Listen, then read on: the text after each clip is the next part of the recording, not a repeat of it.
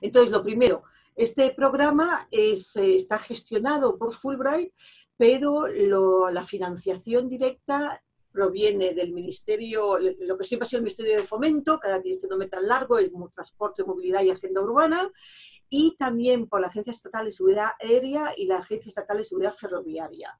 Es la primera vez que tenemos este programa, digamos, tripartito, porque las bases son comunes, pero luego cada unidad, digamos, al ministerio y cada una de las agencias va a convocar su propia convocatoria, con una plaza cada una, con lo cual hay un total de 3 plazas para el año 21-22, ¿de acuerdo?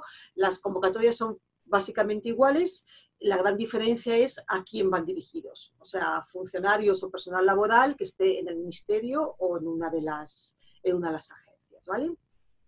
Y como os digo, la financiación directa del programa viene de ellos. Entonces, bienvenidos a esta sesión informativa, que es la primera que hacemos. Es muy rara que las hagamos antes de que salgan las convocatorias, porque lo suyo es tener ya la convocatoria delante para saber exactamente, para tener seguridad de que no va a haber cambios. En este caso no lo hemos hecho así porque es posible que estas convocatorias no se puedan publicar hasta febrero o marzo, con lo cual, como son para el año 21-22, ya iríamos bastante mal de tiempo y habría una serie de pasos que deberíais haber hecho antes, si estáis interesados en iros, que podéis empezar ahora mismo. Entonces, por eso hacemos esta sesión, que, bueno, es posible que algún pequeño cambio se produzca una vez que se estén completamente aprobadas las convocatorias, pero van a ser mínimos en todo caso, ¿vale? Entonces, aunque sea la primera edición que hacemos con las con las agencias y con el ministerio, este programa tiene una trayectoria ya muy larga, porque tenemos 26 años de programa, ¿vale? Empezó el curso 95-96. Desde entonces está destinado a fomentar proyectos de formación académica para funcionarios de este ministerio o personal contratado laboral, siempre de instituciones de Estados Unidos, ¿vale? Fulbright es un programa binacional. Funciona entre Estados Unidos y distintos países del mundo, en nuestro caso entre España y Estados Unidos, ¿vale? Entonces, los españoles bajo Fulbright solo tienen la opción de ir a Estados Unidos. Y en este periodo ha habido ya 48 becarios, es un buen número, que han estado en 34 instituciones diferentes. Como veréis, hay muchísima variedad. 19 de ellas son universidades y 15 agencias, porque como sabéis se puede ir a hacer estudios o se puede ir a hacer investigación, cooperación con agencias o departamentos gubernamentales de Estados Unidos que tengan relación con el trabajo que estáis realizando aquí en España. Y han estado divididos en 17 estados diferentes. Tenemos un poco de todo realmente. Las convocatorias, esperamos que abran a partir de enero de 2021, pero ya nos han avisado desde el Ministerio de las Agencias que por la tramitación que tienen que seguir es posible que no abran hasta el mes de marzo. Entonces, como se trata de irse durante el curso 21-22, es decir, a partir del verano de 2021, teniendo en cuenta el calendario de las universidades de Estados Unidos, especialmente aquellos que queráis hacer programas de titulación o cursos, o sea, cursos de estudio académico, es importante que os pongáis ya en contacto con las universidades de Estados Unidos, porque ellas, para el curso 21-22, han abierto ya los procesos de admisión en octubre y muchas de ellas cierran en enero. Algunas no, algunas tienen unos plazos más amplios o trabajan, como se dice, a una rolling basis, pero tenéis que saberlo de antemano, porque si resulta que la que os interesa es de las que cierran en enero y esperáis a que esté abierta la convocatoria, pues ya llegáis tarde, no se puede compatibilizar para que lleguéis en el curso 21-22, ¿vale? Entonces, por eso queremos dejar muy claro que es imprescindible que hayáis iniciado ya el proceso para bien conseguir una carta de invitación, si se trata de una colaboración, de una estancia de investigación, o la admisión, si se trata de estudios con objetivo de titulación en Estados Unidos, ¿vale? Entonces, la convocatoria va a contemplar 3 posibles procesos, digamos, o proyectos de formación en Estados Unidos. Uno de ellos es la formación académica a tiempo parcial, más luego la realización de prácticas profesionales o participación en equipos de trabajo. Esto, como es la formación académica sea a tiempo parcial, se pueden compaginar las dos cosas. O sea, dedicar unas horas, unos días a la semana a la formación y el resto a las prácticas o a la colaboración, ¿vale? Y esta modalidad puede tener una estancia, puede tener un periodo mínimo de estancia de 6 meses y máximo de 9 meses. Luego hay una segunda, que es una formación académica a tiempo completo durante 9 meses y luego, una vez que se termine, el desarrollo de trabajos también en agencias o centros de investigación de 3 meses más, con lo cual se completa el máximo de 12 meses que tiene esta modalidad B. Y la tercera es simplemente hacer pues un máster o lo que llaman en Estados Unidos un certificate, un diploma, que te sea tiempo completo para el objetivo de titulación. Hay certificates que tienen 9 meses, los másters normalmente son entre 10 o 12 meses, ¿vale? Pero esta tercera modalidad no contemplaría luego el desarrollo de prácticas o de colaboración con instituciones no académicas. En cuanto a los requisitos, es imprescindible tener la CEA española, puesto que Fulbright busca el intercambio cultural. Eso lo he documentado. A ver, Fulbright, las ventajas de irse con Fulbright es que somos el programa con más prestigio que existe en Estados Unidos. Es el buque insignia de los programas de intercambio entre Estados Unidos y el resto del mundo. Con lo cual, ser Fulbright te abre muchísimas puertas, porque ya te considera que tienes un potencial y una capacidad, no tienes que demostrar nada, digamos, ¿no? Entonces, aparte os damos una serie de servicios añadidos que ya veremos, ya vamos a ver un poquito más adelante y que complementan perfectamente la dotación económica que proporciona el Ministerio y las agencias, ¿vale? Entonces, es necesario ser español, es necesario ser funcionario del subgrupo A1 o personal laboral del grupo profesional 1, y estar prestando servicios o bien en el Ministerio, o bien en la ESA, o bien en la AES, ¿vale? También hace falta tener un mínimo de 2 años en la Administración General del Estado, no necesariamente en uno de estos destinos. Y os vamos a pedir también que tengáis un conocimiento de idioma inglés adecuado para el proyecto que vais a afrontar. Hay 2 opciones, podéis realizar unas pruebas de inglés y presentar los resultados, o incluso si los tenéis ya, algún examen de inglés os puede servir durante el proceso de selección, y luego ya de cara a la selección, de cara a iros, si queréis hacer un objetivo de titulación, será imprescindible que saquéis el TOEFL, porque es el examen que exigen las universidades de Estados Unidos. En cuanto a dotación de la beca, como ya os he dicho, la financiación directa proviene del Ministerio y de las agencias y comprende un estipendio mensual que es bastante generoso. Dentro de ese estipendio mensual también tendréis que sacar el dinero para los viajes de ida y vuelta, ¿vale? Pero llega con tranquilidad. Una ayuda para matrícula o bien una ayuda para proyecto. Además, tenéis la consideración de estar en servicio activo con licencia para estudios, con lo cual mantenéis lo que es el sueldo base aquí en España, con lo cual se puede vivir perfectamente durante la estancia en Estados Unidos. También depende de dónde vayáis, porque claro, hay zonas muchísimo más baratas que otras. O sea, California, la zona de San Francisco es lo más caro que hay en Estados Unidos, ¿no? Ahí, pues a lo mejor vais un poquito más justos, pero vamos, se puede vivir tranquilamente y menos por un periodo de máximo 12 meses, que es lo que busca la beca, ¿vale? Los servicios añadidos Fulbright, ¿qué hacemos nosotros? Bueno, pues desde este primer momento os vamos a dar luego los datos para que os pongáis en contacto con nosotros a través de la asesoría académica o Education USA, que es una organización sin ánimo de lucro que tiene la sede en Fulbright y que os puede ayudar a orientar dónde queréis ir a estudiar o dónde queréis ir a investigar, cómo hacer una buena carta de presentación, de invitación, no, la carta de invitación la hacéis vosotros, cómo pedir una buena carta de invitación o cómo tramitar correctamente el proceso de admisión a las universidades de Estados Unidos.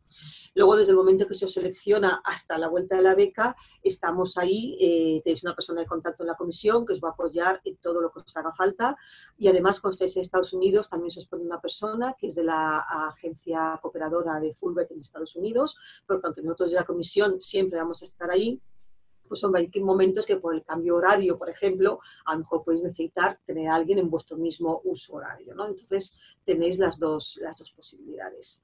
También os ayudamos con la gestión del visado. Fulbright realmente depende, nosotros somos como ya he dicho, binacionales. Dependemos parte del Gobierno de España a través del Ministerio de Asuntos Exteriores y Cooperación y del US Department of State a través de la Embajada de Estados Unidos en España. Con lo cual, los becarios Fulbright son de alguna manera invitados, aparte de embajadores de España, que buscamos que lo seáis, también invitados del Gobierno de Estados Unidos, con lo cual todos estos trámites se hacen mucho más sencillos, pues porque vais de la mano del programa Fulbright, ¿no?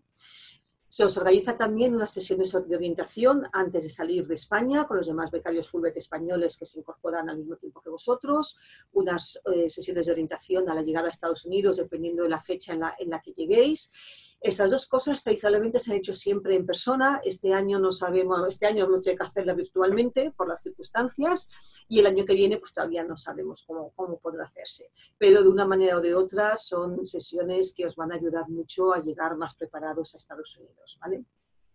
Y luego también una vez estéis allí, por supuesto, existen organizaciones Fulbright en casi todas las universidades de Estados Unidos, existen los Fulbright Chapters, que son la Asociación de Antiguos Becarios Estadounidenses, que se ofrecen a echar una mano a los Fulbrights de otros países que llegan y que organizan todo tipo de actividades, desde sociales, culturales, invitados a comidas de Thanksgiving o a un partido de la NBA o de la Super Bowl, bueno, cualquier tipo de cosas que os ayuden a conocer mejor también la sociedad de Estados Unidos y no estar solo centrados en vuestro proyecto, que por supuesto es cosa vuestra si queréis hacerlo, ¿no?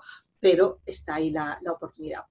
Y luego, por supuesto, también a la vuelta existen las asociaciones de becarios, tanto a nivel nacional como internacional. Creo que me he pasado, que ya os he contado básicamente lo que dice esta diapositiva en la anterior, ¿de acuerdo? Pero bueno, aquí está reflejada para que si en algún momento queréis repasarlo o revisarlo, que podáis hacerlo. Ahora Patricia os va a explicar también dónde está dentro de esta página web la convocatoria, dónde estará, ¿vale? La convocatoria de fomento y las agencias. En este momento lo que está colgado es la última convocatoria que abrió, ¿vale? Que os puede servir como referencia para haceros una idea. Yo creo que vamos a colgar ya en breve las bases nuevas, porque las bases sí que están aprobadas, entonces por lo menos tenéis ya las bases como referencia que van a ser sobre lo que va a estar desarrollada las nuevas convocatorias, ¿vale? Y ahí mismo vamos a colgar también esta sesión informativa que la estamos grabando, de manera que si queréis repasar algo podáis descargarosla, ¿vale? Patricia, Hola. te paso la palabra. Gracias. Buenas tardes a todos.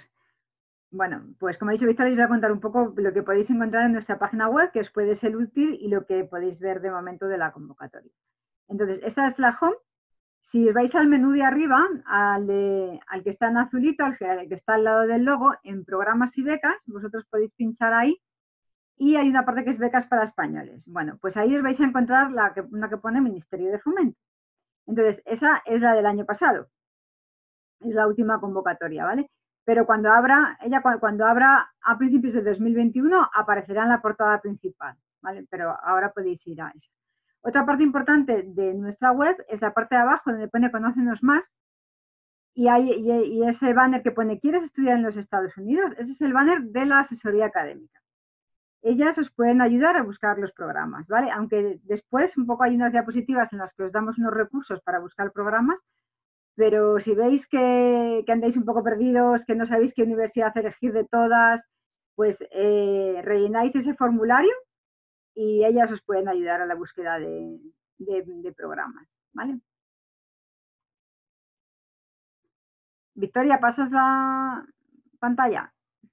Gracias. Bueno, entonces, cuando vayáis a programas y becas para españoles, os encontráis esta, pincháis en Ministerio de Fomento y accedéis a una página resumen de la convocatoria, ¿vale? Esto es lo que vais a encontrar. Entonces, ahí resaltado en azul, tenéis la opción de dejar vuestro email y así os avisamos cuando abra la convocatoria, ¿vale? Así en enero cuando abra o marzo o febrero, pues os enviaremos un email, ¿vale? Y a continuación, ya más abajo, recogemos un poco las ideas principales sobre las convocatorias. Recogemos los requisitos, que os los ha detallado ya Victoria, los documentos obligatorios que tenéis que adjuntar, pues una foto, el DNI, el título universitario, un currículum en español, 2 cartas de referencia. De estas 2 cartas tenéis que tener en cuenta que es muy importante que una de las 2 sea de vuestro supervisor en la administración, ¿vale? Y que en la carta muestre su apoyo a que paséis un año de formación en Estados Unidos. Y la otra carta ya, pues de quien queráis, alguien que, no sé, que trabaje con vosotros o si aún estáis estudiando un máster, pues del que está estudiando un máster, de quien queráis, ¿vale? Pero acordaros que una es importante que sea de vuestro supervisor. En la documentación a adjuntar también tenéis que adjuntar la carta de invitación o de acceso al centro o a la universidad o al laboratorio donde vayáis en Estados Unidos, ¿vale? Y como os ha dicho Victoria, para obtenerla debéis establecer contacto directamente con el departamento de acogida. En esa carta de invitación lo que tienen que señalar, pues según lo que vayáis a hacer. Si vais a hacer un máster o vais a hacer un certificado o un diploma, pues el curso que vais a hacer. Si vais a hacer prácticas, si vais a hacer prácticas o vais a colaborar con un departamento, pues que ellos os hagan una carta, digan el tiempo que vais a estar, digan lo que vais a hacer, qué tienen a vuestra disposición o en qué equipos vais a integrar, ¿vale? Eso es lo que pedimos. Y luego, como opcional, están los resultados de inglés. Bien, podéis presentar un TOEFL o podéis presentar un IELTS. Una puntuación mínima, si es TOEFL, un 92, o si es el IELTS, un 6,5. ¿Vale? Además, desde esta página, abajo están los impresos disponibles para descarga. Ahí es donde vamos a colgar las bases nuevas, ¿vale? Y ahí es donde estará la convocatoria también, la nueva. Ahora mismo está la última convocatoria y las últimas bases reguladoras. Y ahí también vamos a poner este vídeo. Así luego, cuando vengan las pantallas de los recursos, os las podéis copiar de ahí directamente. Y cuando la solicitud pues esté abierta la convocatoria, desde ahí mismo se accede a la solicitud electrónica. Lo veis que pone acceder a la solicitud. Victoria, ¿pasas la página, por favor?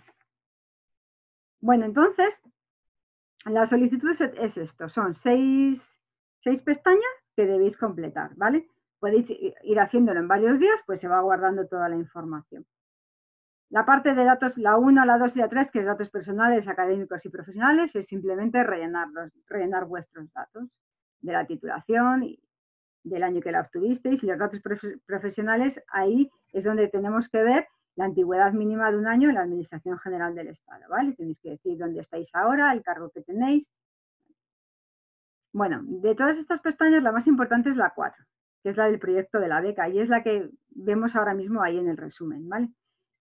En esta, pues tenéis que reflejar el campo de estudios, que es un desplegable, y la especialidad. Pero aquí viene lo importante, el resumen del proyecto y el proyecto completo.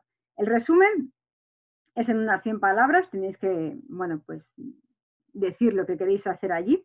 Y el proyecto completo, en unas 1500 palabras, debéis explicar el objetivo de vuestra estancia en Estados Unidos, qué es lo que vais a obtener de ella, la importancia que va a tener para vuestra carrera y sobre todo la aplicación que va a tener a la vuelta, al ministerio o a las agencias, ¿vale? Donde estéis. Y vuestra motivación, que es lo que os induce a ir a Estados Unidos. Eso es lo que, bueno, os puede llevar un poquito más de tiempo, porque todo va en función también del sitio donde elijáis y todo lo que queréis hacer, pero bueno, lo englobáis todo y ahí, bueno, pues explicáis el proyecto. Luego, además, tenéis que señalar la institución que habéis elegido. Hay desplegables, pero también se puede escribir por si es un laboratorio o es una empresa o es una agencia que no esté ahí, ¿vale? Y las razones por las que habéis elegido esta institución. Al final, en la entrevista es un poco en lo que se va a basar, ¿vale? Si no, Laura a lo mejor luego os puede contar un poco acerca de su experiencia desde el principio, pero es en lo que se basarán un poco en el proyecto, en lo que os preguntarán y en lo que se insistirá un poco más, ¿vale?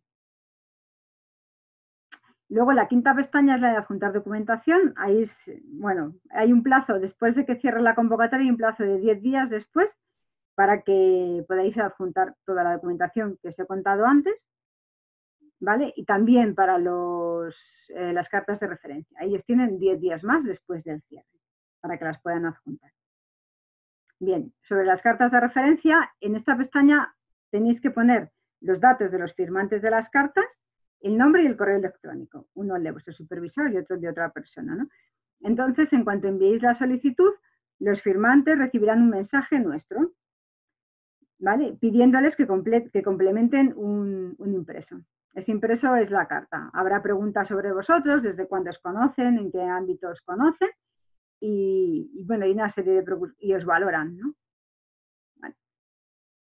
Entonces, pues aparte de vuestro supervisor, pues pedírselo a otra persona que os conozca bien, que pueda hablar bien de vosotros y de manera pues un poco personalizada, ¿no? Y sobre todo, pues contarles vuestra idea, qué es lo que queréis hacer y que vais a pedir esta beca y lo que queréis hacer en Estados Unidos. Vale. Y la última pestaña a las 6 es la del envío de la solicitud. Esto mejor que lo hagáis antes del último día de cierre, que luego al final todo son prisas. Y además, si hay algún error o algo, pues lo podemos subsanar. Vale. Estas son las pantallas que os he dicho sobre los recursos. ¿Vale? Estos son buscadores de programas en Estados Unidos. Si queréis, antes de acudir a la asesoría académica, le podéis echar un vistazo primero y así ya vais un poco con unas ideas más concretas. Peterson y College Navigator, estos son buscadores generales, ¿vale? Para cualquier área de estudios. Pero luego tenéis los de abajo, ABET y ASE, ¿vale? Que estos ya son para programas de ingeniería. ABET puede filtrar por área de especialidad dentro de la ingeniería y también según el nivel de estudios. Y ASET cuenta con un índice alfabético, completo también, de programas de ingeniería. Pasa al siguiente. Y estos son programas, son buscadores para programas especializados en administración pública. ¿Vale? Por si también queréis hacer algo de este tema, que no solo sea en ingeniería. Entonces, estas la última APSIA, pues además organizan eventos virtuales relacionados con la admisión de graduados, son gratuitos y abiertos. También tienen un seminario web mensual sobre recomendaciones. O sea, echarle un vistazo a estas páginas y entonces luego ya, si no tenéis muy claro o tenéis muchas dudas, pues preguntarlas a las de la asesoría académica. Y esto es para los exámenes de inglés, o bien la web del TOEFL o bien la del IELTS. Ahora todo se hace online, o sea que podéis mirar las fechas en las que se hacen en vuestras ciudades y os apuntáis. ¿Vale? Y estos somos nosotros. Bien, Education USA, el formulario ese que os he hablado, que está en la página web, en la home, y nuestro email. Ese es el mío, que se le contesto yo. Y ya está. Por nosotros, estas son nuestras redes sociales. Aquí, bueno, pues comentan los becarios que están en Estados Unidos y nosotros vamos también, informamos de las convocatorias cuando abren, cierran y de las sesiones informativas. Y por nosotras ya hemos terminado. Ahora comienza Laura a contar su experiencia. Exacto. Dejo de compartir yo para que puedas compartir tú, Laura. Vale, he activado el audio, o sea que se me debería escuchar. ¿Se te escucha? Sí.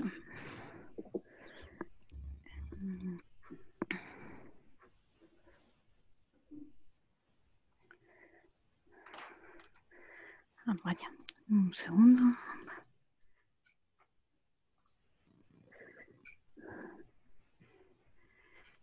Sí. Ahí estamos. Ahí están. Vale. Muy bien. Bueno, pues como han comentado ya Victoria y Patricia, yo os voy a contar mi experiencia. Ellas os han contado, bueno, pues cómo son las cosas, por así decirlo.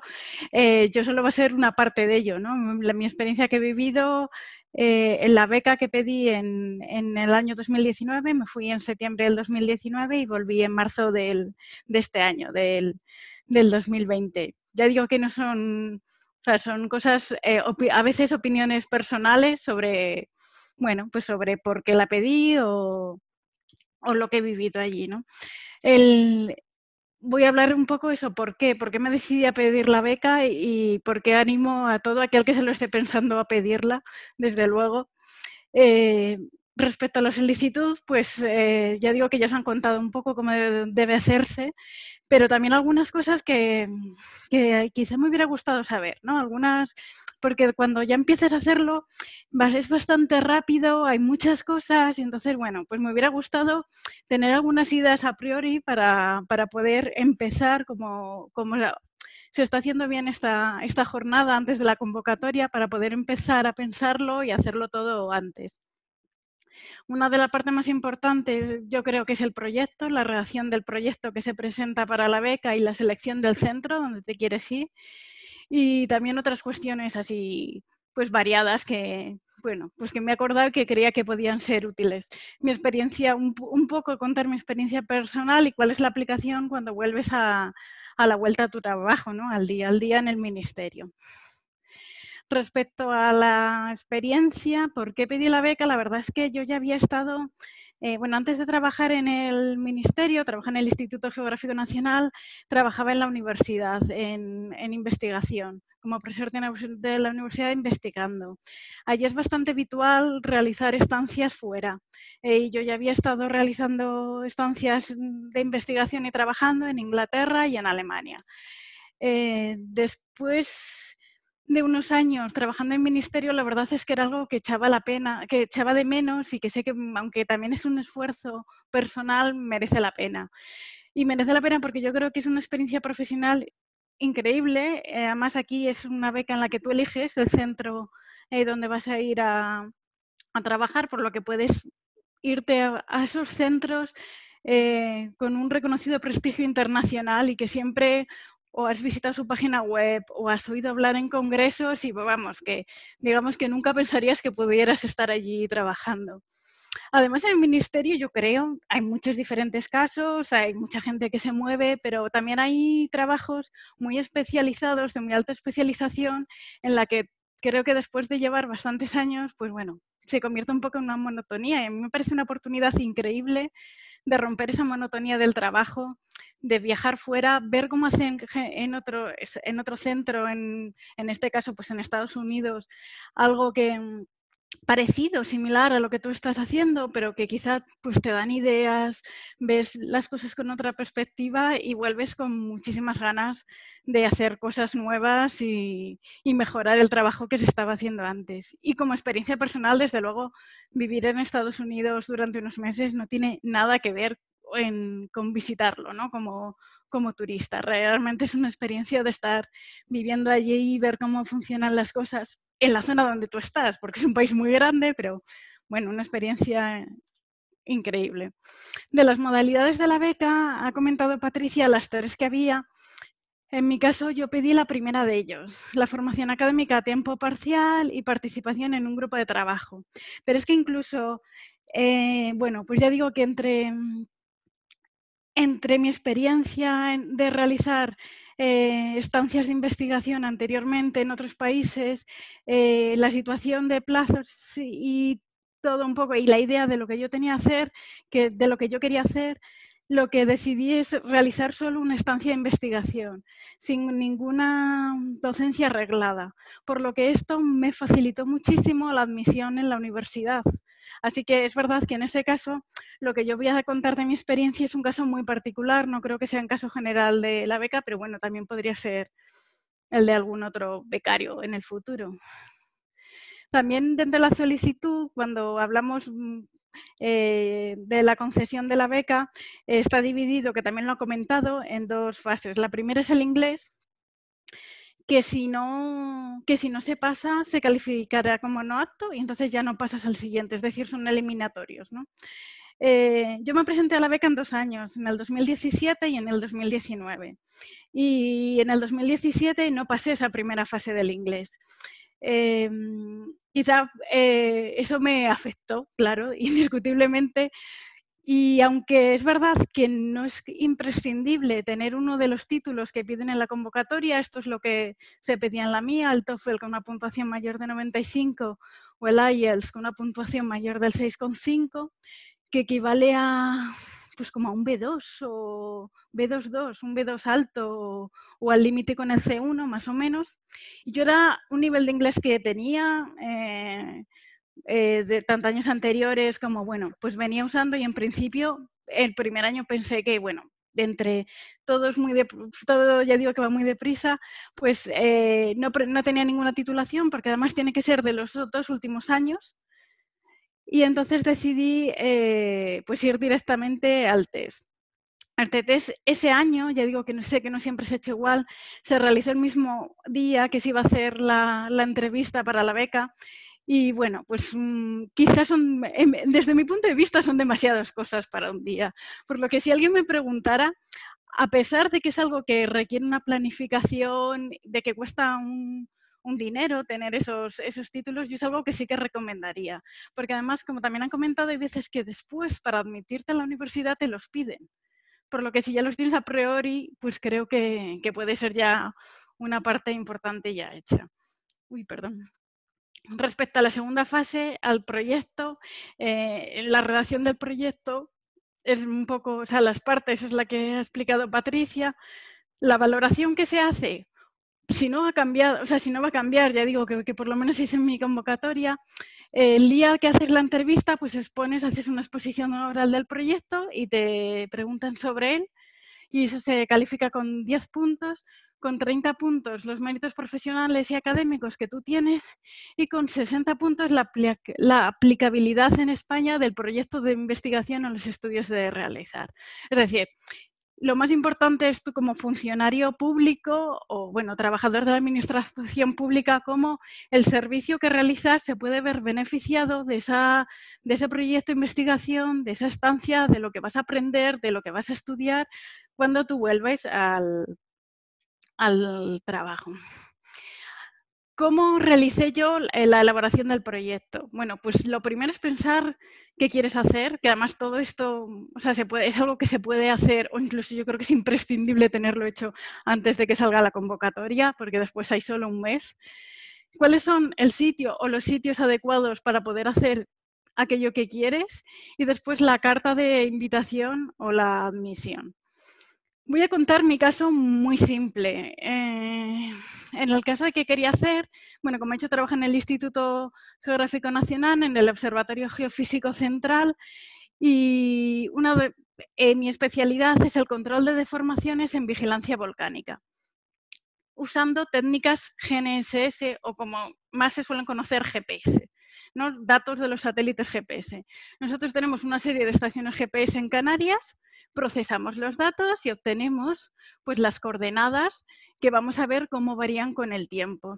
Si su variación con el tiempo, digamos que no pasará nada, pues sería toda una línea perfecta aquí, pero bueno, vemos que hay variaciones. ¿Por qué? Bueno, pues muchas de ellas son por errores en ese procesado, en esa obtención del resultado que nosotros hacemos para el control de deformaciones. Entonces, esto es algo que se hace en muchos sitios para diferentes aplicaciones geofísicas, no solo de vigilancia volcánica, pero no en todos exactamente igual. Cada uno usa una metodología de procesado, cada uno usa un análisis de series temporales a posteriori, cada uno usa un filtrado. Hay muchísimas posibilidades de hacerlo.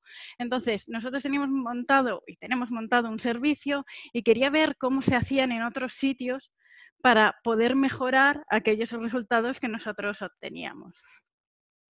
La elección del centro, la verdad es que en mi caso tenía bastante claro la idea de lo que quería hacer, incluso una de las ideas era aprender a manejar un software de procesado de datos GPS que está desarrollado en Estados Unidos y que es muy usado en Estados Unidos, mientras que en Europa se usa es más habitual usar otro software de procesado que usa otra metodología. Entonces, había varios centros en Estados Unidos que yo sabía, pues, por información de leer artículos, congresos, páginas web, que usaban este software, que yo quería aprender a trabajar y aprender la metodología.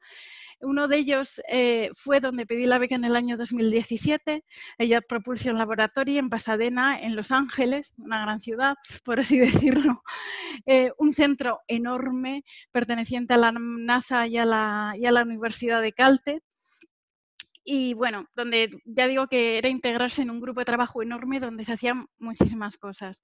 En el 2017 no me dan la beca y aunque la idea del proyecto era el mismo, la verdad es que cambié de destino. Este era a la Universidad de Nevada Reno. Era un destino que la verdad es que también me había planteado en el 2017, pero las personas con las que había contactado en el JPL ese año, ahora estaban haciendo otras cosas, estaban más centradas en otra finalidad y bueno, pues ya digo que en cambio en Reno sí que veía que seguían más trabajando en la idea de lo que yo quería hacer. Bueno, dentro de la Universidad de Nevada Reno, aquí está Reno, fue lo primero que tuve que hacer cuando me planteé. Había usado la página web de la institución un montón de veces, pero dije, ¿dónde está? ¿Dónde me voy? Buscarlo en el mapa. Era un sitio muy poco, bueno, pues yo creo que muy conocido por las películas, pero quizá poco para ir a trabajar o a estudiar. Está en el estado de Nevada, pero como vemos aquí, si veis la frontera, está casi pegado a California. Y en esta universidad hay un centro, el Nevada Geodetic Laboratory, que fue donde la página web que yo conocía. Voy a entrar, espero que esto funcione. Sí que se ve, ¿verdad? Vale, y ellos lo que hacen es procesar estaciones de todo el GPS, como las que yo he mostrado antes de Canarias, de todo el mundo, usando su metodología. Procesan más de 38.000 estaciones en todo el mundo. O sea, digamos que lo que nosotros hacemos, pero en una escala global que vamos, no nos podríamos ni plantear. Y entre ellas, pues procesan muchas estaciones de Canarias, que son en este caso muchas de ellas son del IGN, pero el IGN publica los datos y ellos también las procesan. Y yo había visto en su página web, como estamos entrando hoy, que bueno, pues que tenían las series de Canarias y que el ruido y la dispersión que tenían ellos en las series eran mejores que las nuestras. O sea, tenían menos ruido, tenían mejores resultados. Y claro, yo quería esos resultados. Yo quería saber qué era lo que hacían ellos. Entonces, pues digamos que esto, aunque pueda parecer, bueno, poco importante, pero esta información que ellos mostraban en su página web y la que yo por trabajo había accedido, fue la que me motivó a ir allí a trabajar con ellos y aprender cómo ellos procesaban esos datos y analizaban. En mi caso, ya digo, no hice ninguna asignatura, simplemente una estancia de investigación. Y entonces me puse en contacto con uno de los investigadores del NGL, con Bill Hammond, al cual le pedí directamente una carta de invitación. Ya digo que esta parte, por ser este tipo de beca, creo que es mucho más fácil y sencillo que cuando sí que tienes que tener una admisión a un programa de máster o a un programa reglado docente. Aquí fue suficiente, bueno, pues contactar con él por correo electrónico, contarle, en mi caso, qué era lo que quería hacer, que quería pedir una beca Fulbright para irme allí a trabajar con ellos, más o menos con las fechas, dentro de lo que yo podía. Ellos, bueno, pues miraron para ajustar las fechas, me dijeron que sí, que les parecía muy bien, muy buena idea, que allí podía, pues eso, ver cómo ellos procesaban, aprender, incluso intercambiar experiencias, ¿no? de cómo trabajamos cada uno. Y bueno, con esa carta de invitación fue la que presenté. Algunas otras cuestiones es, que ya digo que algunas han comentado ya, es respecto a las cartas de referencia.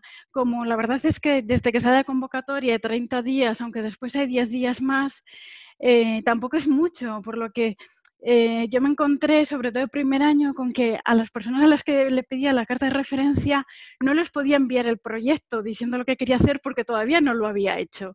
Entonces, siempre está bien tenerlo. Ya digo que si uno tiene un poco pensado el proyecto, qué es lo que tiene, pues en ese momento, cuando tú solicitas las cartas de referencia, pues puedes mandar más información a estas personas para que las escriban.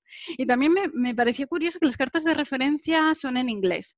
Lo digo porque eso también, mientras que todo el proyecto se escribe en español, las cartas de referencia se escriben en inglés y eso también, bueno, pues a la hora de pensar a quién pedirlas, pues hay que tenerlo en cuenta, ya que si no me equivoco, además, a veces no fue mi caso, pero a veces estas mismas cartas de referencia podrían ser usadas para admisión, aunque creo que en este caso tampoco sería así porque no va a haber plazo como para que esto ocurra. Respecto a la compensación económica, bueno, pues también digo mi experiencia. Creo que sí, que es una, o sea, que es una beca que está bien dotada. Es verdad que Estados Unidos a mí me pareció un país muy caro, porque parece que todo el mundo que va allí de vacaciones compra un montón de cosas muy baratas, pero a mí la vida allí me pareció muy cara, por lo que a lo mejor el dinero que aparece en el BOE que se da puede parecer que es mucho, pero después cuando vas allí sí que es bastante necesario, pero vamos, o sea, nadie puede dejar pedirla por un problema económico porque eso no lo hay. Es dinero suficiente, como cada uno pues tendrá un ritmo de vida diferente o elegir un alojamiento, o también es verdad que unas zonas son más caras que otras, pero vamos, desde luego, no es como la compensación económica no es como para ser motivo de pedirla, pero desde luego no tiene que preocupar nada a la hora de pedirlo. Además, eso, la situación administrativa en la que queda el becario, es activo, es la situación en activo con licencia de estudios, por lo que recibimos nuestro sueldo base. Por lo que eso nos permite, bueno, pues a los gastos inevitables que tengas aquí, pues cubrirlos más con la beca, cubrirlos de allí. Y también, en mi caso, había unos gastos del proyecto. Digo en mi caso porque en otros casos son gastos, creo que son gastos de matriculación de la universidad. Pero para mí estos gastos del proyecto me permitieron, pues por ejemplo, participar en congresos. Fui a un congreso a la American Geophysical Union en San Francisco, que es el congreso más grande del mundo en Estados Unidos sobre geofísica, que es esos tipos de congreso que también siempre sabes que son, pero bueno, pues piensas que no vas a poder ir nunca y el estar en Estados Unidos pues te da esta oportunidad y estos gastos del proyecto. También haces muchas relaciones en este tipo de congresos y me invitaron a dar una charla conociendo a gente con la que había tratado del JPL, pues aunque al final no pedí la beca allí, estuve dando una charla durante mi estancia en el JPL en Pasadena y bueno, también pude realizar trabajo de campo para no solo aprender procesado, sino sobre las estaciones GPS en campo, que es otra de las labores que nosotros realizamos. Sí que comentar, aunque es verdad que ya se ha dicho que el billete, no hay unos gastos para el billete de vuelo, para ir para allá, sino que está incluido en la compensación económica total de la beca, que la verdad es que yo esto es algo que me enteré a posteriori, aunque de decir que en la beca no, o sea, no lo pone expresamente, pero no pone que haya ningún gasto, pero a mí me sorprendió, entonces, bueno, quería comentarlo. Y después, una vez que ya se ha concedido, en mi caso, espero que estos años el Ministerio la saque con más tiempo y se puedan hacer las cosas más tranquilamente, pero fue bastante locura.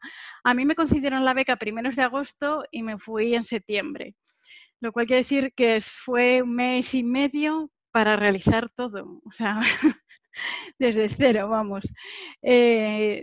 Pero aún así dio tiempo, o sea, que si se tiene más tiempo mejor, pero incluso hasta con esos plazos se puede hacer. Hay una serie de trámites, digamos, que se realizan a través de la Comisión Fulbright, los que son los de la beca en sí, el visado o el seguro médico. Como han contado Patricia y Victoria, la verdad es que aquí tienes muchísimo apoyo de la Comisión Fulbright, que ya digo que en mi caso, desde luego, sin ellos hubiera sido completamente imposible realizar eso. Incluso me iban marcando por lo mal de plazo de esto tiene que estar aquí, esto tiene que estar en esta fecha, esta semana tiene que estar esto lo puedes dejar para después, para así poder un poco ir siguiendo toda la tramitación.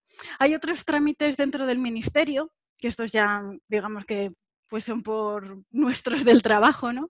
Como es, tienes que hacer algunos trámites para el pago de la beca, que en este caso, yo no sé si esto cambiará, yo supongo que no, pero me pagaron por el Tesoro Público. Yo pensaba que esto iba a venir como la nómina, pagado directamente por el Ministerio, pero no fue así, por lo que el Ministerio tiene que mandar una orden de pago, tú aceptarlo y, bueno, poner tus datos bancarios y tal, una serie de trámites ahí, y dar licencia de estudios también, hay que pedirla. Y bueno, todos los trámites personales que hay que hacer en ese momento de compra de billete, alojamiento, seguro médico. Ya digo que la Fulbright incluye un seguro médico, un seguro de accidentes, pero para realizarlo, también esto lo digo por si, bueno, pues por si a alguien le interesa, yo tuve problemas, por si le pudiera pasar y servir mi experiencia. Yo tuve problemas con la vacunación por no tener cartilla de vacunación de niños. Entonces, bueno, tuve que pasar por médicos, incluso de algunas vacunas nuevas me tuvieron que poner con muy poco plazo, pero bueno, todo se pudo hacer para afirmar que tenía las vacunas estándar que pedían. No es que se pida ninguna en especial, pero ya digo que en mi caso había un problema con esa cartilla de vacunación que no existía. Y bueno, pero también se puede hacer. Y bueno, después otros trámites, pues, bueno, de moneda o cuentas bancarias o cómo vas a vivir allí, ¿no? Por así decirlo. Mi experiencia, bueno, yo recomendaría lo que vivir en Estados Unidos, la verdad es que ha sido, en mi caso en Reno, ha sido una experiencia increíble. Yo no había estado en Estados Unidos ni siquiera de vacaciones, bueno, pues una casualidad, porque la verdad es que me gusta mucho viajar. Y el vivir allí me ha parecido toda una experiencia, por así decirlo, ¿no? Además es un país que conocemos muchos todos de series y películas y a veces tenía la sensación de estar viviendo una película, más que estar viviendo la vida real. También ha sido una experiencia increíble trabajar en mi caso en la Universidad de Nevada Reno, pero en general en una universidad, ¿no? Allí en las universidades, no sé, yo creo que pasa a todas las universidades, pero incluso más en una ciudad más o menos pequeña como Reno, donde es una ciudad muy universitaria, la universidad es muy grande, ¿no? Es una parte de la vida importante de la ciudad. Entonces, los servicios que tienen las universidades pues son increíbles. Casi todos los alumnos estudian en el campus. Desde luego, el deporte es una parte muy importante de la universidad. Y tú en el momento que te integras como personal de la universidad tienes un montón de servicios a tu disposición, desde luego de laboratorios, bibliotecas, pagando pero con unos precios muy, muy asequibles, el gimnasio, comedores.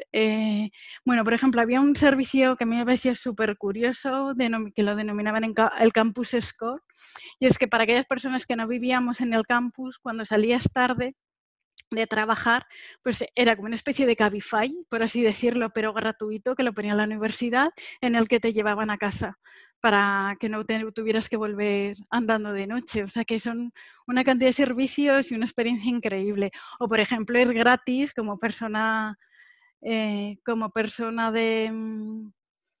de la universidad, ir gratis a los partidos de baloncesto, béisbol o fútbol americano cuando jugaba los equipos de la universidad.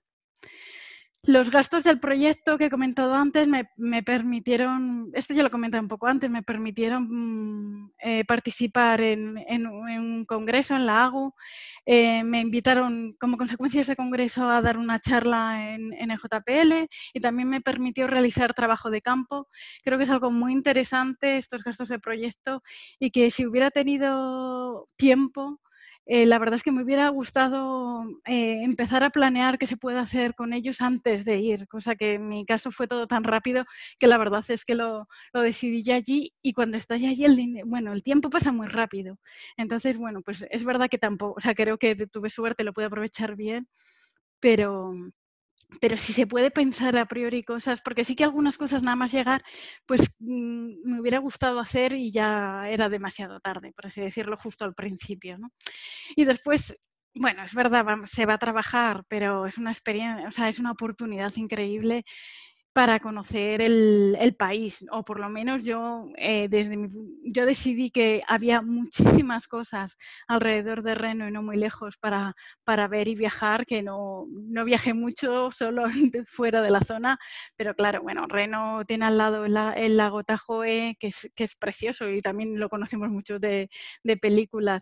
Fui al Congreso de San Francisco, después en Navidad viajé a Los Ángeles y a Las Vegas para conocerlo. He visitado parques nacionales como Yosemite o Death Valley, que me han parecido increíbles. Vamos, todo el que vaya y tenga un parque nacional cerca, creo que son impresionantes y que es algo que no se puede dejar pasar esa oportunidad ya que estás allí, ¿no? Vamos a trabajar, pero bueno, siempre hay fines de semana. Además, mi experiencia es que casi cada mes hay un fin de semana que es largo, hay un lunes fiesta por ahí, entonces se puede aprovechar para hacer pequeñas escapadas. Y después a la vuelta, bueno, pues he aprendido un montón de cosas y a la vuelta la idea era aplicar eso aprendido, incluso algunas de las cosas ya, o sea, algunas de las ideas ya programadas y probadas allí durante mi estancia, al servicio que nos realizamos en el IGN, como ya he dicho, para control de formaciones con GPS. He puesto aquí un gráfico un poco representativo. Estas eran algunas de las velocidades que teníamos antes de estaciones. Si todo fuera perfecto, no existirían las flechas, y estas son algunas de las que con el trabajo que estoy realizando a la vuelta para aplicarlo de forma automática estamos obteniendo, donde se ve, bueno, pues que las flechas son mucho más pequeñas porque estamos reduciendo y los errores porque estamos reduciendo el error en nuestros resultados que teníamos de antes. Y pues nada más, esto es todo por mi parte. Simplemente deciros que tenéis aquí mi correo por si alguno está pensando en ir y quiere comentar cualquier cosa, pues que se sienta libre de escribirme.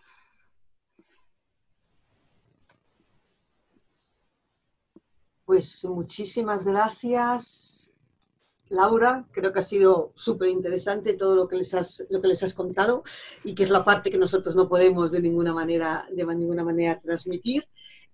Ahora vamos a abrir ya el turno a preguntas. Por favor, cualquier duda, ponerla en el chat y os vamos contestando por cualquiera de las tres, Patricia, Laura o yo misma. ¿Vale? Solo quería aclarar dos cosas de lo que ha dicho Laura. El tema del inglés, sí que es verdad que si vais a hacer algo con objetivo de titulación, vais a necesitar el TOEFL, básicamente, ¿vale?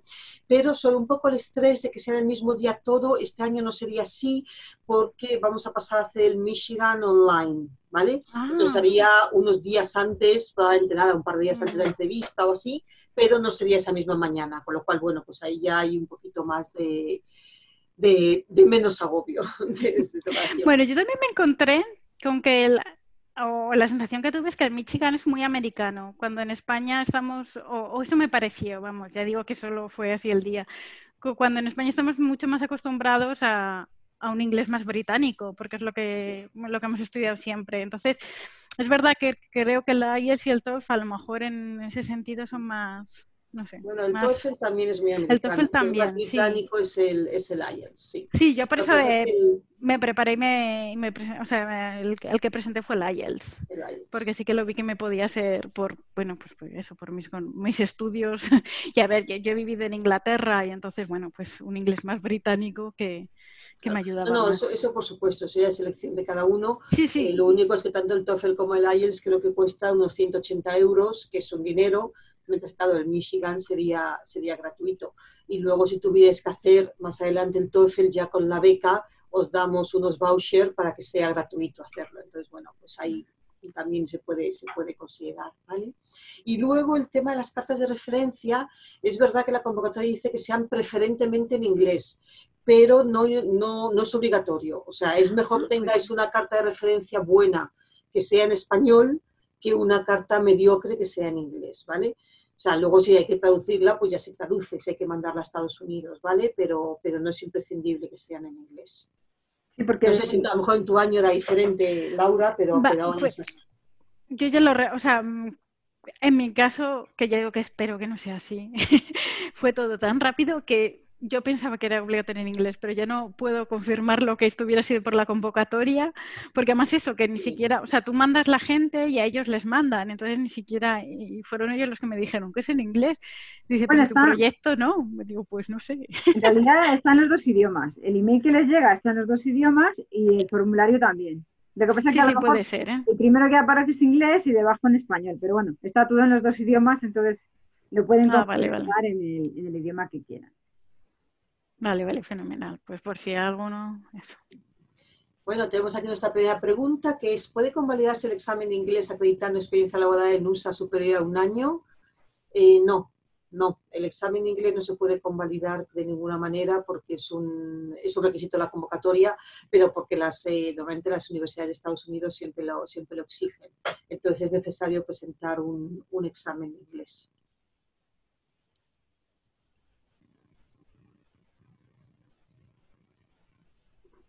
¿Ante quién se expone el proyecto? Buena pregunta.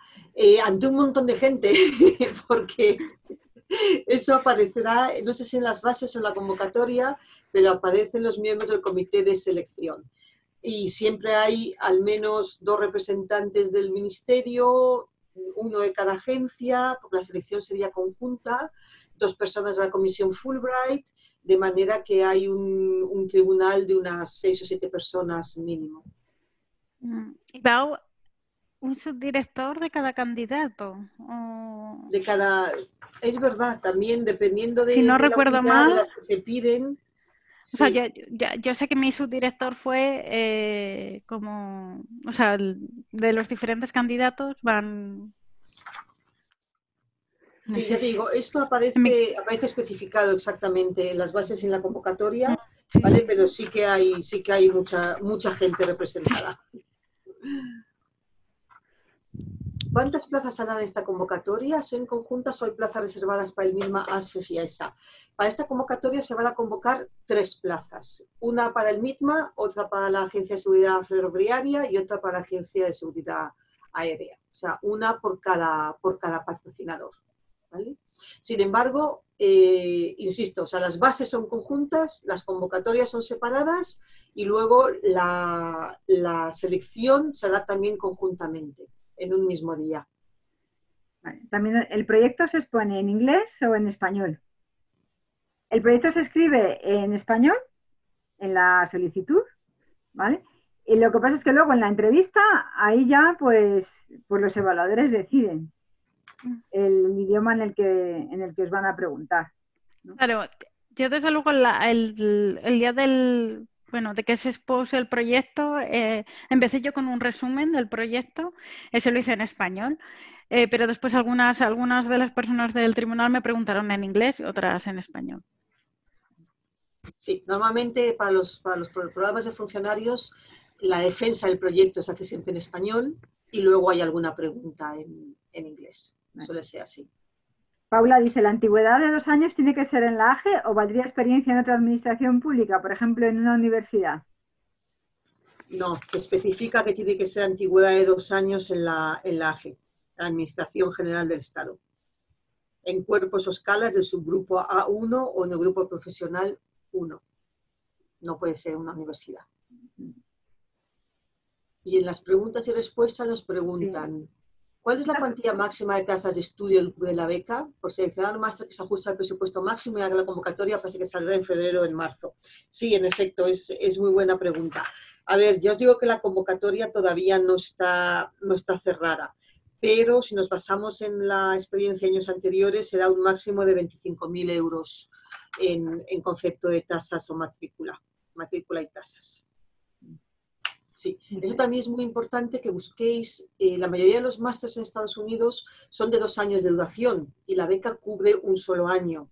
Entonces es importante que busquéis programas, los que llaman Executive Programs o Mid-Career Programs, que son ya para gente con experiencia, no recién terminada la carrera, ¿vale? Y dentro de estas categorías hay muchos más que son de un solo año. Pregunta, por otro lado, en mi caso tengo muy claro el proyecto que me gustaría presentar y he mirado ya algunas universidades, pero el proceso de admisión cierra a principios de enero. ¿Desde Fulbright podéis apoyar en el proceso de admisión? A ver, desde Fulbright os podemos orientar, os podemos explicar, por ejemplo, cómo hacer bien los proyectos que piden. O sea, ellos normalmente te piden dos proyectos, lo que es el Project Statement y el Personal Statement, ¿vale? O sea, no son exactamente iguales. Uno es mucho más personal para que ellos puedan evaluar tu personalidad global, porque los Estados Unidos no miran solo el proyecto académico, sino a ti como persona, como potencial candidato, qué vas a conseguir y qué puedes aportar, ¿vale? Entonces, de hecho, este día 30 de noviembre vamos a tener una sesión informativa también online sobre cómo preparar bien estos escritos, que es prácticamente la parte más importante de cualquier proceso de admisión, ¿vale? Entonces yo te diría que entres en www.fulbright.es y en la pantalla de inicio, en la parte inferior izquierda, te aparece un recuadro que pone ¿quieres estudiar en Estados Unidos? Pero si pinchas sobre él, te da acceso al formulario de asesoría académica, ¿vale? Entonces escribe ahí, te pide un breve resumen de bueno, quién eres, lo que quieres hacer, tal, y desde ahí te contestamos para darte más datos. Yo creo que es lo mejor. Andrea dice, ¿cuántas becas se conceden? Para mí, una sola. Ya, yo creo que sí ya las contestado, Victoria. Una para cada uno. Una para Claro, una para el ministerio y una para cada agencia. Una para cada agencia. Eso es.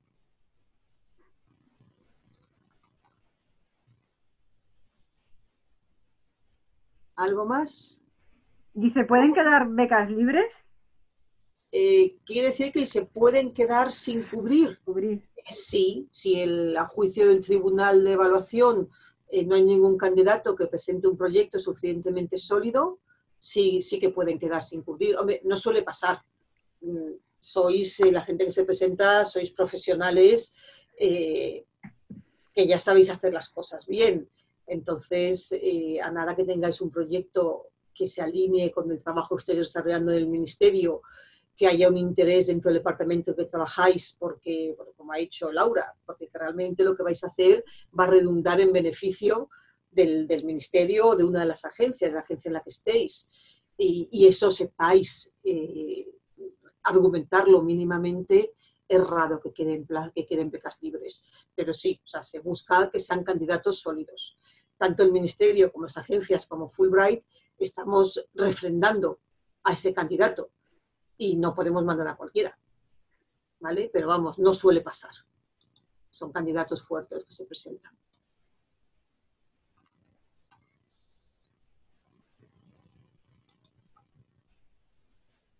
¿Más dudas, preguntas? Para Laura. ¿Cuándo se va a investigar cuando se va a investigar en lugar de estudiar un máster, se paga la universidad o agencia porque vayamos a trabajar allí? A ver, yo no tuve que hacerlo, pero una vez que me la concedieron, en toda la tramitación me dijeron que lo preguntara, incluso me aconsejaron, pues vosotros, no me acuerdo quién fue, una carta que me confirmaran que no era así, porque me comentaron que había universidades que sí que cobraban algo por tener allí un investigador invitado, por así decirlo. Entonces debe de depender de la universidad. En mi caso no tuve que hacerlo, pero... Sí, normalmente se va a colaborar con agencias o agencias gubernamentales, departamentos del US Department of State o lo que sea, ¿no? Esos no suelen cobrar. Ellos también les interesa que haya esta colaboración con un organismo, pues en este caso el Ministerio de una de las agencias españolas, ¿no? Y no suelen cobrar nada. Las universidades lo que pasa es que a veces te consideran un investigador y como tal te proporcionan algunos servicios añadidos, como puede ser el acceso a todos los servicios de la universidad, pues el acceso a la biblioteca, por ejemplo, el uso de las bibliotecas, el uso de un pequeño espacio dentro del departamento de que se trate. Lo que comentaba Laura, todas las universidades de Estados Unidos tienen un montón de servicios deportivos, culturales, bueno, de todo. Entonces, hay universidades que cobran una pequeña tasa en ese sentido, para que puedas usar esos servicios. Sí, yo digo que Perdón. No, sí. No, que en mi caso no, o sea, que lo pregunté, no, en mi universidad no cobraba nada, pero que aunque cobrara, por lo que me comentaron, creo que entraba dentro de esos gastos, o sea, de que hay dinero en la beca para como si fuera de matrícula, ¿no? O sea, sí, que iría pagado por esa parte, por lo que no sería más gasto para el becario. No lo sería. Pero es importante determinarlo de antemano.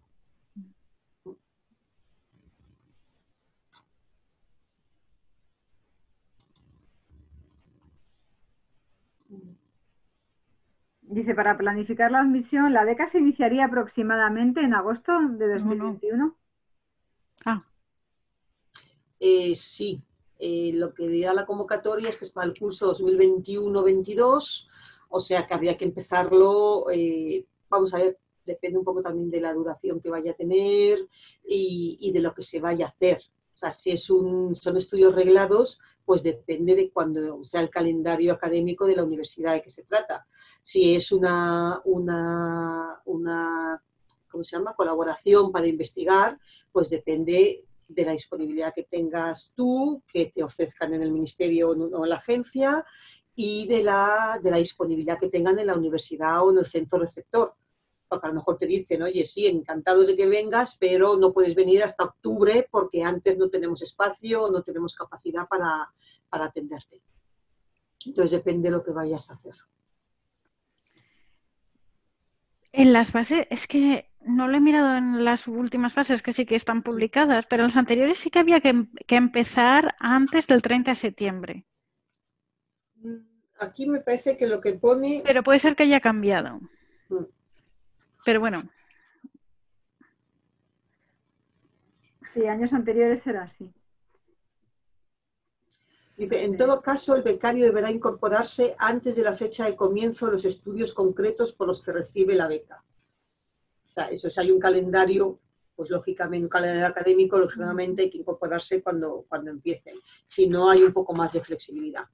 Dentro de que las becas son para el curso 21-22, con lo cual no se pueden empezar ya para el curso 22-23. Ahí podemos tener una flexibilidad, ¿vale?, pero tienen que empezarse aproximadamente en verano-otoño de 2021.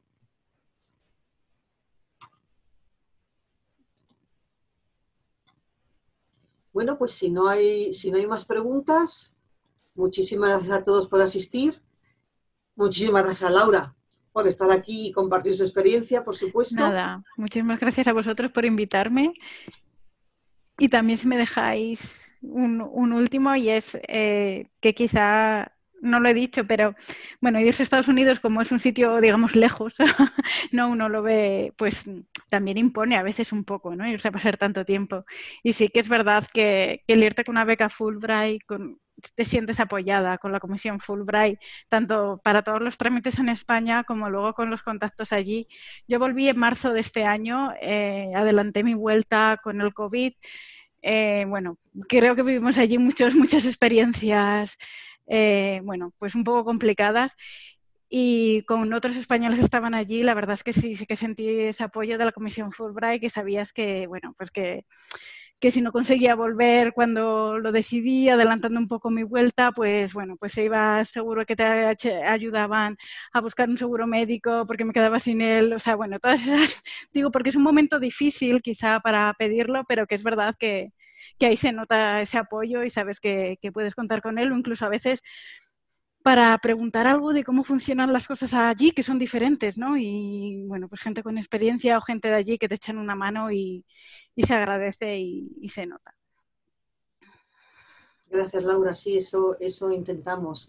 Hombre, estas becas son ya para el 21-22. Yo creo que estamos todos optimistas, pero bueno, vamos a ver, estamos optimistas de que vayan mejor las cosas, pero tampoco tan optimistas de que hayamos vuelto a la famosa nueva normalidad, porque, bueno, yo creo que todavía falta bastante para eso. Y sí, vamos a ver, este año prácticamente se ha ido todo el mundo, está todo el mundo teniendo una experiencia bastante, digamos, positiva, claramente, con las limitaciones propias, pero vamos, no se ha paralizado para nada el programa, y prácticamente el 90% de los becarios han conseguido llegar sin mayores complicaciones, ¿vale? Entonces, bueno, en ese sentido yo sí daría un mensaje de tranquilidad, porque las cosas van a mejor, y aún así en estos periodos de meses tan malos que hemos pasado, sobre todo por la incertidumbre, que nadie sabíamos lo que teníamos entre manos, ¿no? Ha seguido funcionando todo bien.